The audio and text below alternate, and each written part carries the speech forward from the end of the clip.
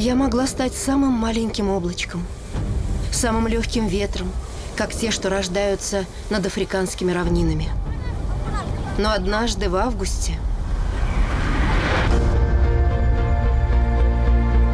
Станция, это Хьюстон. Вы видите атмосферный вихрь, который формируется над Сенегалом? Национальный центр по слежению за ураганами просит вас отличать его путь. Давление падает, и начинается мое преображение. Он вырос в ураган первой категории. Пусть будет тропический шторм Люси. Понял, Люси? Из-за проливных дождей река вышла из берегов. Я не хочу умереть здесь. Он уходит от Пуэрто-Рико и направляется к Кубе.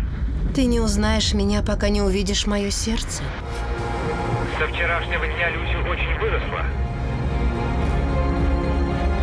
Ураган Люси — это серьезная угроза.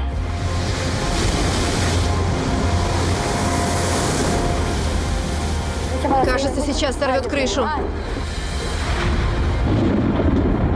Он движется в сторону Луизианы. Надо эвакуировать 200 человек.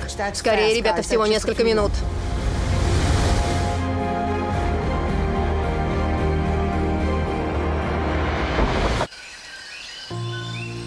Люси официально скончалась. Я обитаю в реальности, намного превосходящей твои возможности.